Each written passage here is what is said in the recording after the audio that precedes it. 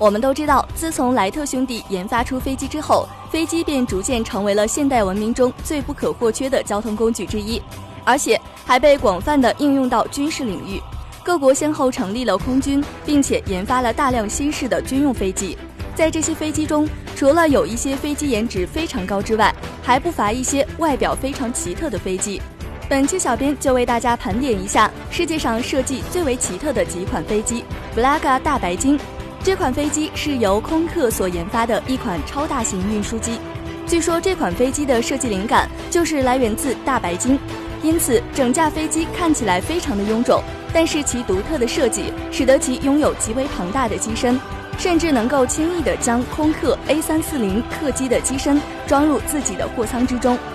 2. 费尔康预警机。费尔康预警机是由以色列自主研发和生产的一款预警机，其有效监控范围高达800千米，而且该预警机的各种性能非常的出众，可以同时追踪250个目标。但是不知道由于什么原因，以色列设计师将这款运输机的警戒雷达装在了驾驶舱的前方，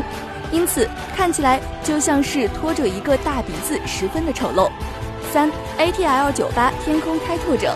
这款飞机是由英国航空贸易公司基于道格拉斯 DC-4 运输机的基础上改进和研制出来的一款大型运输机，于1961年完成首飞。但是这款飞机的外形看起来非常怪异，并且还存在着一定的设计缺陷，所以这款飞机仅仅建造了21架，但是却有8架在飞行中因为各种事故坠毁，因此这款飞机也早早的退役了。本期节目就到这儿了，我们下期见。